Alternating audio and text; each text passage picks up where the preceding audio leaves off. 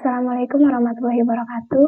Perkenalkan, nama saya Agus Saputri. Saya berasal dari jurusan Teknologi Pertanian, Program Studi Teknologi Hasil Pertanian Universitas Riau.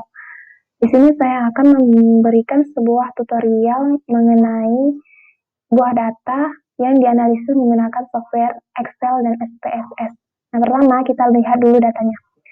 Dalam data ini tidak ada dicantumkan mengenai keterangannya. Cuman ada perlakuan 1, perlakuan 2, ulangan, dan jumlah mikroba.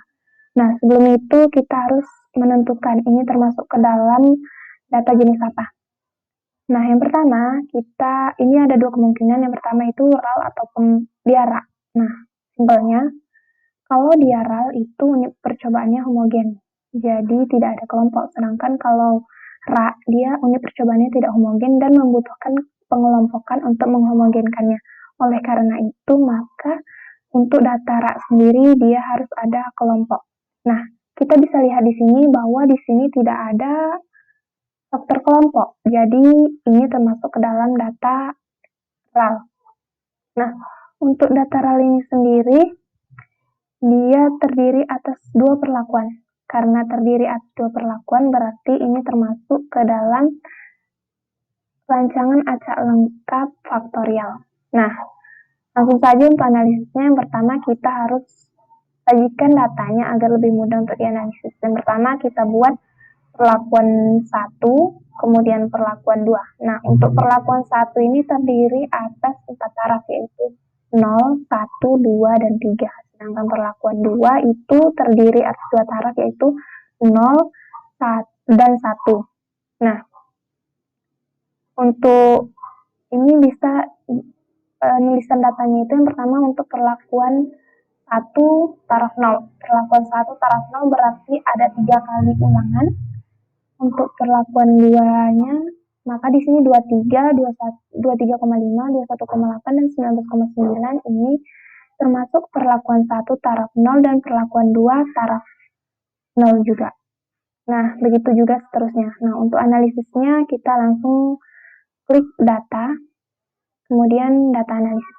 Nah, apabila data analisisnya ini tidak ada, kita bisa cari di sini. Yang pertama klik file, kemudian option, kemudian add in, kemudian analisis toolpath, kemudian klik go. Nah, di sini dicentang analisis toolpath-nya, kemudian klik OK.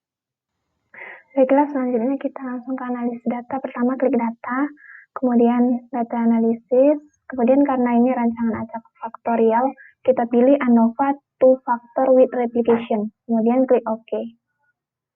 Selanjutnya, untuk input range itu kita blok dari perlakuan sampai semua datanya.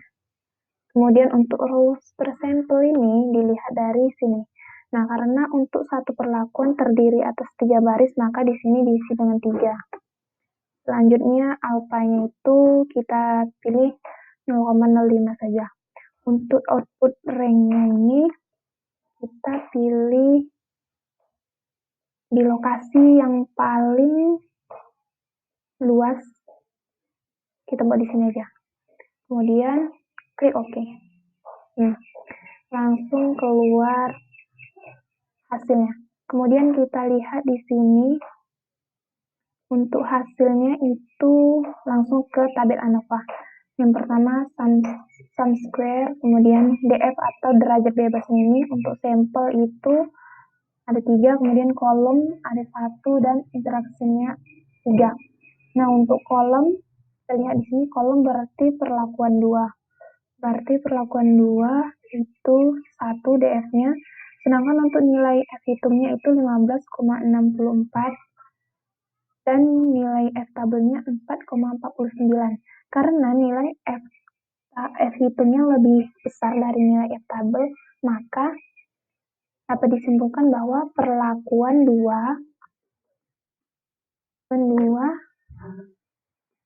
berpengaruh nyata terhadap datanya tadi, jumlah total mikroba pada taraf 0,1 0,05%. Nah, untuk sampel tadi perlakuan 1 juga sama, berbeda nyata. Berarti perlakuan 1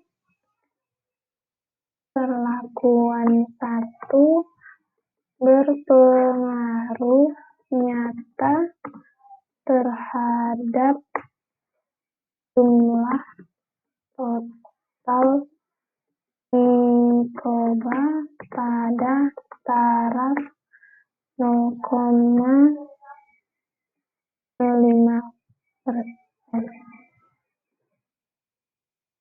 Dan yang paling penting itu adalah interaksinya.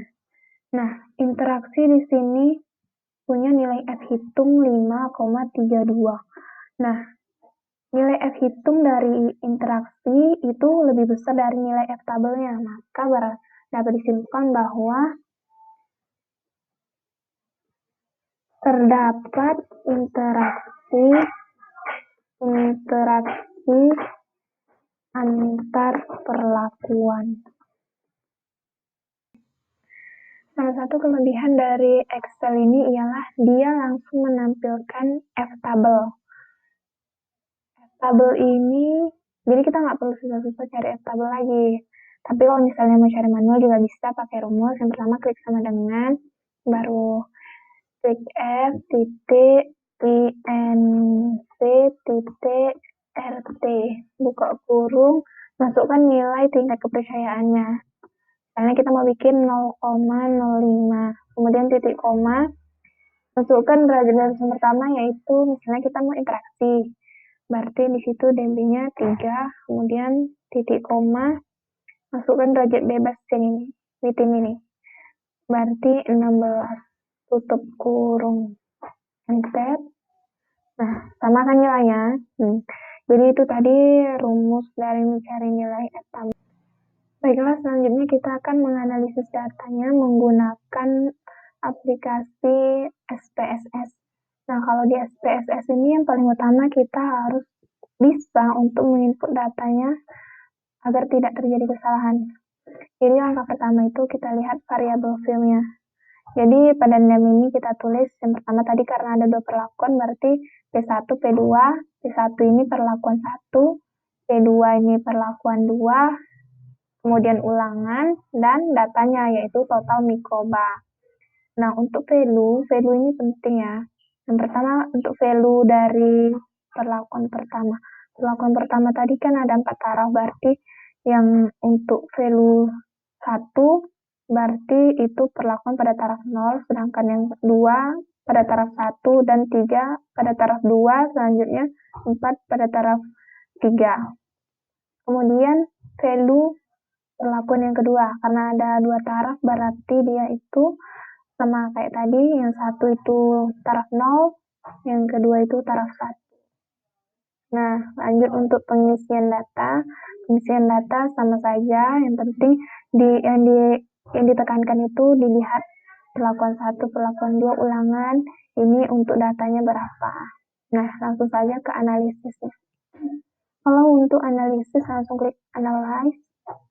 Kemudian general linear model, univariate. Kemudian nah di sini dependent variable, fixed factor, random factor, covariate, WLSW. Nah, kalau untuk ini untuk rancangan acak lengkap, yang pertama datanya. Datanya itu kita masukkan ke dependent variable. Apa tuh dependent variable itu adalah yang dipengaruhi. Sedangkan untuk perlakuan 1 dan perlakuan 2 itu dimasukkan ke fixed factor. Jadi yang paling penting itu adalah cara memasukkan ini, jangan sampai salah, karena ingat saja untuk dependent itu dia yang dipengaruhi, artinya datanya. Sedangkan untuk fixed factor ini, atau biasa disebut sebagai independent variable itu, dia perlakuannya. Untuk ulangan dia nggak usah dimasukkan. Kemudian kita klik model. Nah, klik model ini kita klik custom, baru pilih interaksi. Nah, karena kita mau melihat interaksi antar perlakuan, baru yang pertama P1 kita klik, pindahkan ke sini, kemudian V2 kita klik, pindahkan ke sini. Nah, untuk interaksinya yang pertama kita klik P1, kemudian klik Shift, kemudian klik V2, kemudian klik tanda panah. Nah, kemudian continue. Setelah itu, karena tadi pada pembahasan di Excel kan berpengaruh nyata, maka bisa kita lanjutkan ke uji lanjut. Kita klik post hoc, kemudian P1 kita pindahkan ke post hoc test, kemudian P2 kita pindahkan, kemudian kita pilih di sini. Kalau kali ini saya pilih dianya yang Duncan atau biasa disebut DMRT, kemudian klik continue. Nah, setelah selesai ini baru kita pilih OK. Baiklah, di sini sudah keluar outputnya. Langsung saja kita lihat. Yang pertama itu ada warning. Kita bisa lihat di sini bahwa uji lanjut tidak bisa dilakukan untuk perlakuan 2 karena kurang dari 3 grup. Berarti untuk uji lanjut perlakuan 2 tidak bisa karena kurang dari 3 grup. Selanjutnya itu kita lihat untuk perlakuan kedua perlakuan tidak ada nilai yang hilang. Kemudian kita bisa lihat di sini tabel ini sama seperti yang ada di Excel. Nah, untuk mengambil kesimpulannya, walaupun di sini tidak tertera nilai F-tabel, tapi kita bisa mengambil kesimpulan dari nilai signifikansi.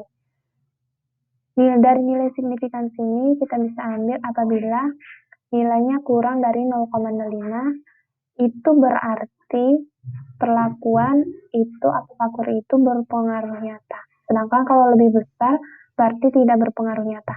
Nah, untuk perlakuan pertama, kedua, dan interaksi, kita bisa lihat di sini bahwa ketiga-tiganya itu kecil dari 0,05, artinya ketiga-tiganya itu berpengaruh nyata. Karena berpengaruh nyata, kita bisa lakukan uji lanjut. Akan tetapi, untuk perlakuan 2 sudah dijelaskan di atas, tidak bisa dilakukan uji lanjut. Yang pertama itu untuk perlakuan 1. Nah, untuk perlakuan 1 ini di sini saya menggunakan uji lanjut Duncan atau DMRT. Nah, di sini ada subset, itu ada kolom pertama, kolom kedua. Nah, kalau misalnya dia berada pada satu kolom, itu berarti tidak berbeda nyata. Namun kalau lain kolom, misalnya yang perlakuan 2 itu, perlakuan dalam taraf 2 itu dia berada di kolom pertama. Sedangkan untuk yang taraf 3 berada di kolom kedua. Itu berarti perlakuan yang kedua ini, taraf kedua, itu berbeda nyata dengan yang taraf ketiga. Nah, di sini bisa lihat bahwa untuk perlakuan 1, dari perlakuan 1 yang dengan taraf 2 dan 1 itu tidak berbeda nyata. Namun, berbeda nyata dengan taraf perlakuan 0 dan 3. Baiklah, sekian video tutorial dari saya. Saya akhiri mengucapkan terima kasih. Sebelumnya ada kritik dan saran untuk para asisten. Saya mengucapkan mohon maaf apabila selama menjadi praktikan saya ada menyinggung menyinggung hati para asisten. Dan saya mengucapkan terima kasih atas segala ilmu yang telah diberikan oleh asisten. Alhamdulillah bermanfaat. Dan semoga untuk para asisten selama menjadi asisten berikutnya bisa menjadi lebih baik. Saya akhiri. Assalamualaikum warahmatullahi wabarakatuh.